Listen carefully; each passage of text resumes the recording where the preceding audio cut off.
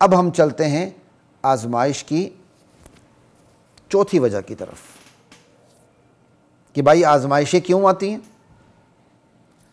آزمائش اس لیے آتی ہے کہ بندہ عبرت پکڑے اور بندہ سبق حاصل کرے۔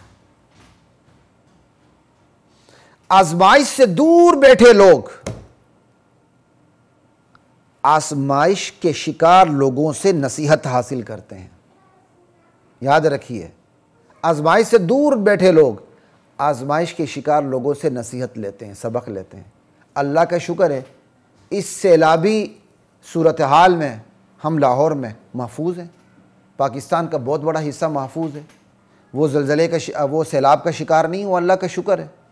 لیکن ہمارے مصیبت زدہ بھائی نظر تو آ رہے ہیں نا، کیا ہم نے عبرت نہیں پکڑنی؟ کیا ہم نے سبق نہیں لینا؟ اللہ ہمیں عبرت لینے کی اور سبق حاصل کرنے کی توفیق عطا فرمائے۔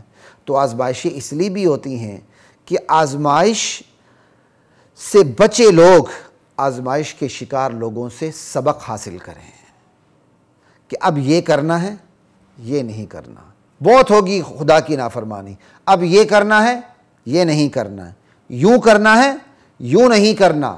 سبق توحید لینا ہے، سبق آخرت لینا ہے، توحید کا سبق لینا ہے۔ اب اتنی 60% پاکستان کا حصہ سیلابی ہے، ٹھیک ہے؟ دنیا کے کس ملک نے سیلاب سے بچایا؟ یہ جو سیلاب زدہ علاقوں میں بڑے بڑے اولیاء اللہ کے مزارات ہیں، اور بہت سے نقلی اور جعلی مزارات بھی ہیں، اور بہت سے اصلی مزارات بھی ہیں جہاں واقعی اللہ کے ولی دفن ہیں، لیکن مزارات اصلیوں کے جعلی ہوں، لوگوں کے کام نہیں آیا۔ اللہ کی لائی ہوئی آزمائش کو وہ ٹال نہیں سکے۔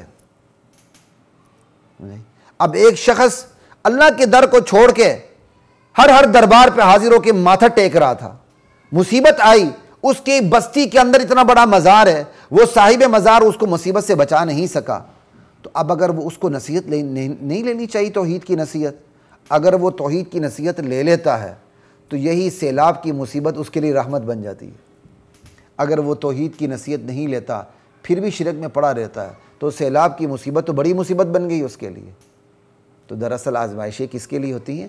سبق لینے کے لیے ہوتی ہیں، عبرت پکڑنے کے لیے ہوتی ہیں۔ آزمائش سے بچے لوگ آزمائش کے شکار لوگوں سے سبق پکڑتے ہیں، عبرت پکڑتے ہیں، سبق لیتے ہیں کہ یوں کرنا ہے، آپ یوں نہیں کرنا، یہ کرنا ہے، یہ نہیں کرنا، اللہ کی فرمانبرداری کرنی ہے، نافرمانی نہیں کرنی، توحید کا سبق لینا ہے، شرک کو چھوڑ دینا ہے، آخرت کا سبق لینا ہے، دنیا کو سب کچھ سمجھنے کی غلطی سے باہر نکلنا ہے کہ ایک دن سب کچھ چھوڑ چھاڑ کے ہمیں جانا پڑے گا۔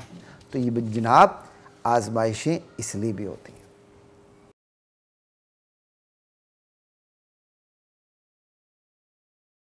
وَلَقَدْ